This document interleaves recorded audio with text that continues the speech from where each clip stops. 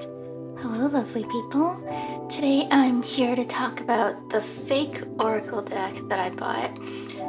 Not on purpose though.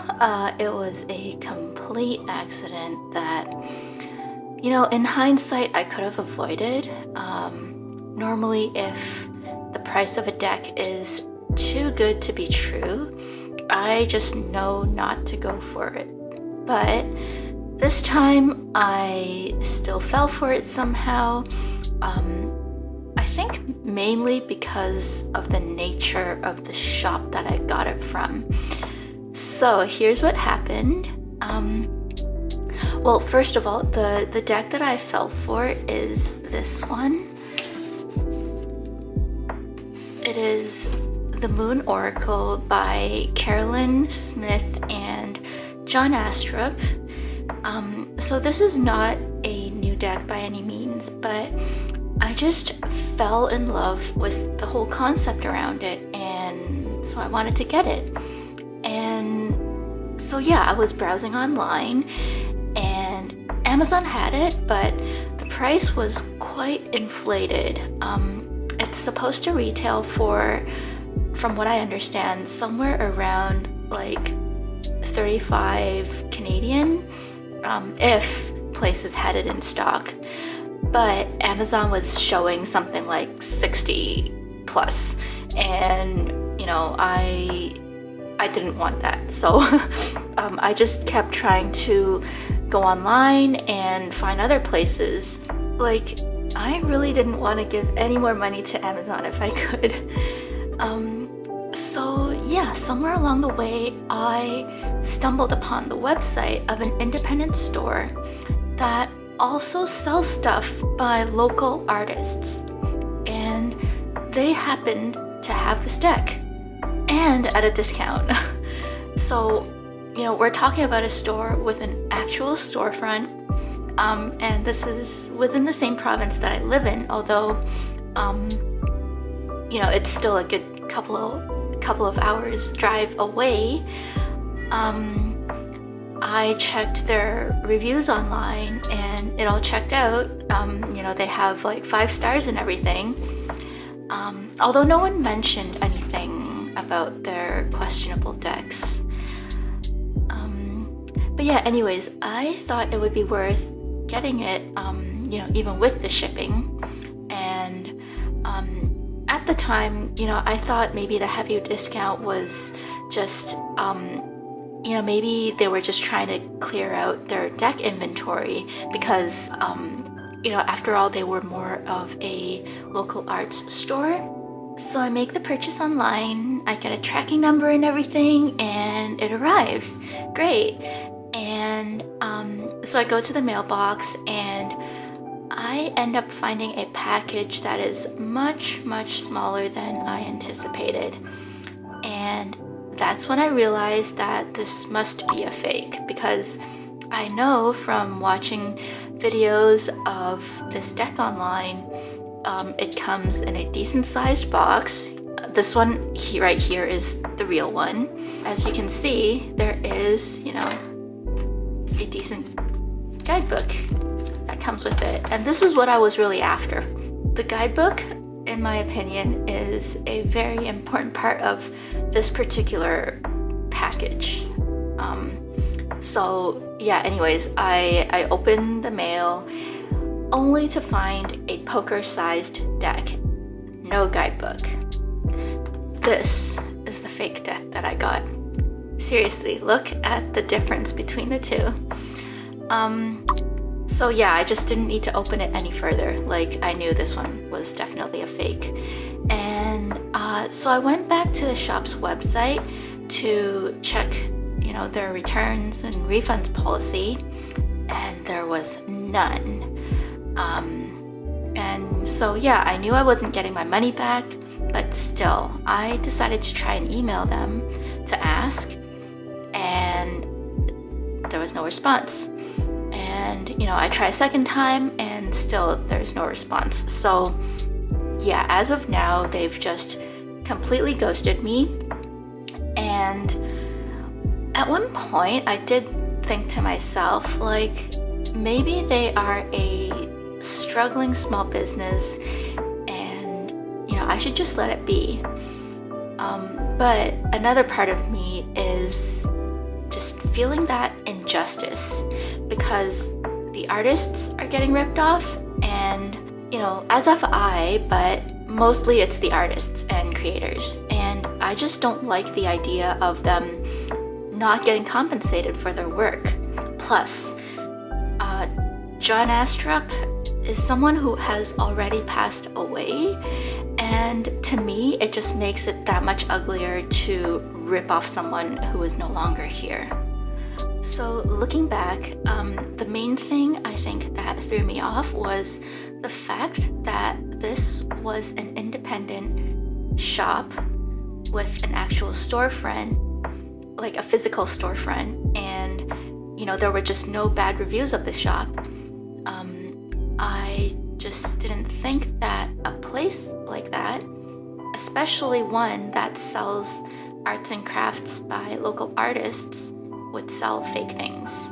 So I'm sure a lot of you are already aware of the signs of what makes a fake deck. But anyways, I've still put together a few points based on my past observations and also this latest experience that I just had. And this is not a definitive guide by any means, but just some things to look out for. And I think ultimately it just comes down to your own research and probably, your experience with genuine decks. So first off, if the price is too good to be true, then it probably is. This is like the number one major sign. It doesn't matter if it's sold at your local independent small business. This is literally the common thread among all fake decks, and I should have known better. Next is to try to look for the artist or creator's name and also the publisher, if it's not self-published. Look for these things on the listing description, if you're looking at a website or something, and also the pictures of the box. If they're not there, then chances are it's a fake. So what happened in my case was that they only had one picture of this deck. And well, here in the video, you can see that, the difference. This one is clearly like, compared to the size of my hand, it's a poker-sized deck. And this one is clearly like the real one is a much bigger box. But if you're just judging from one picture, it's sometimes hard to tell the size of the box, right? So yeah, anyways, like at the time I just didn't think much of it, like the fact that they just had that one picture. But yeah, now I know I should have looked for the creator's name and publisher on the box. And yeah, I mean, let me see what is actually shown on this box here. So this one actually has, like this fake one that I have is actually showing, the creator's name. It shows up on the side here too, very small.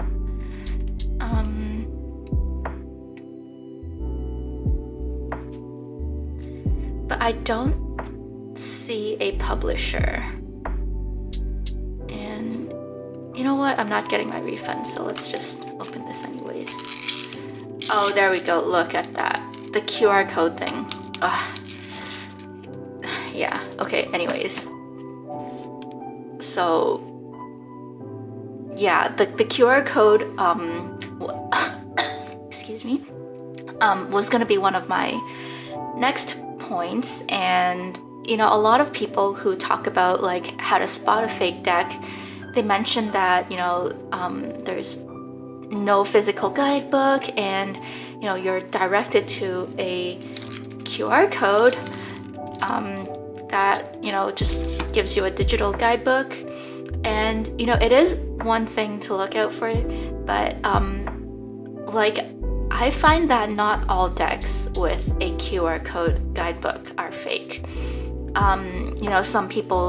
Some creators just want to be more environmentally friendly, and it just really helps cut down on some of those costs that are associated with publishing, a deck, especially if you're someone who's doing it independently. And, there are a lot of logistics, I'm sure. So, yeah, I don't think that the whole QR code thing is a definitive indicator, but a lot of the times, it is a sign. So, yeah, just something to look out for.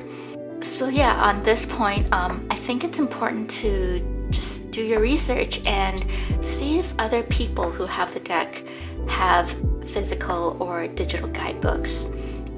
If you're seeing other people show that it comes with a physical guidebook and the listing that you're seeing says that you get a QR code instead, then that's an indication that your listing that you're seeing is probably a fake deck. And then one last point that I wanted to make about spotting fake decks is if the shop that you're browsing is selling all their decks at the same price point, it is most likely a fake deck.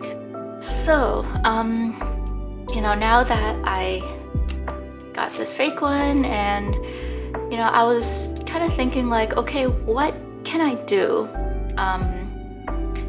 about it, or about the situation in general?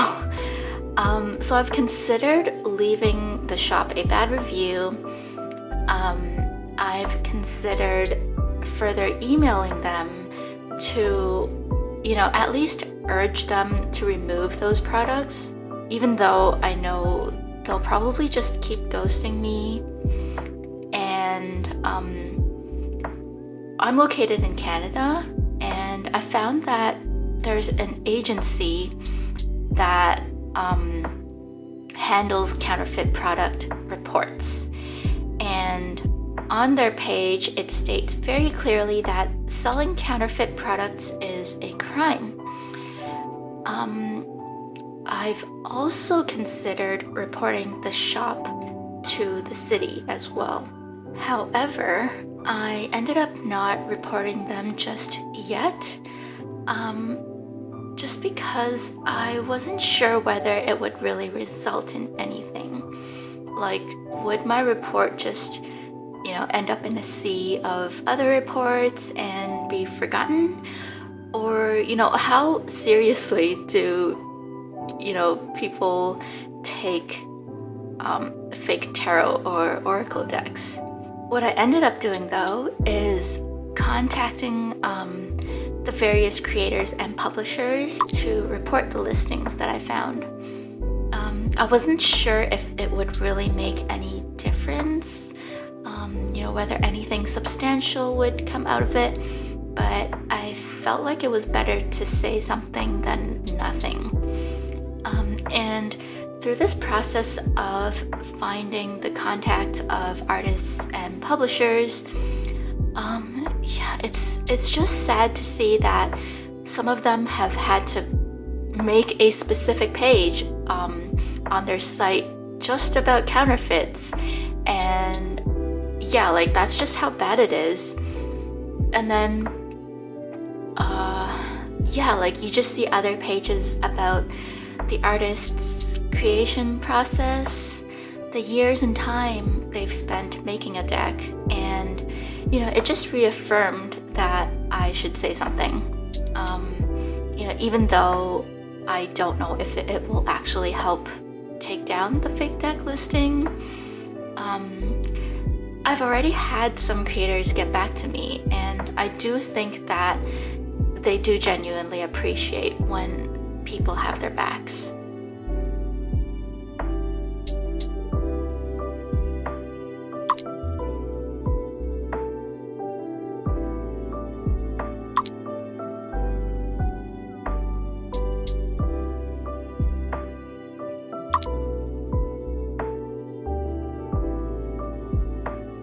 So I think, to anyone who's purchased a fake deck, Obviously, the first step is to go back to the source, the seller, and let them know, hey, this one is a fake.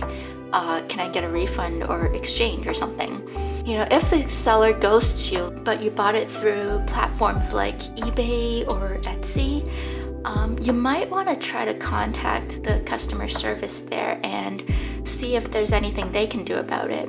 Like either a refund if possible, or at least notify them that this particular seller is selling fake stuff, so that maybe those platforms can either delist the items or blacklist the seller, something like that.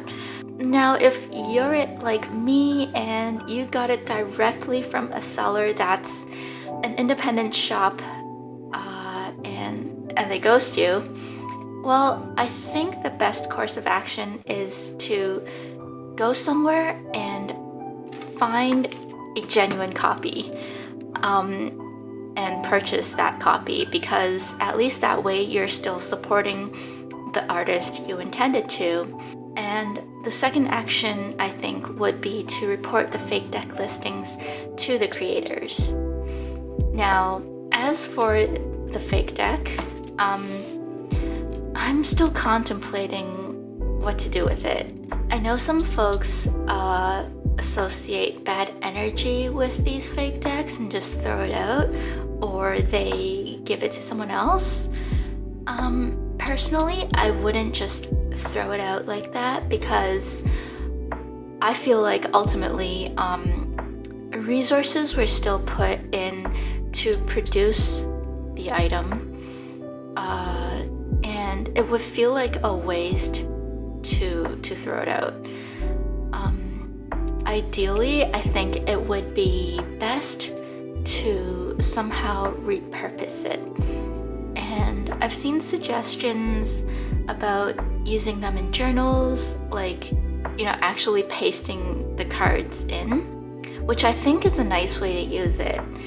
But I'm also still trying to explore other ways as well. So, I'd love to hear if you have any ideas about this. And yeah, I guess just to sort of like wrap everything up, there's always going to be risks associated with buying stuff online.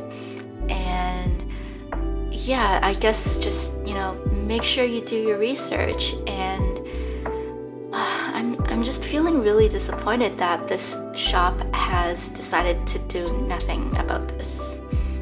So anyways, thanks for listening to my little ramble. Let me know what you would do if you got a fake deck. Is there anything you would have done differently? Or, if you're a creator, is there anything that you'd like us consumers to know or do when we encounter a fake deck? So, alright, yeah, thanks for watching. Bye for now.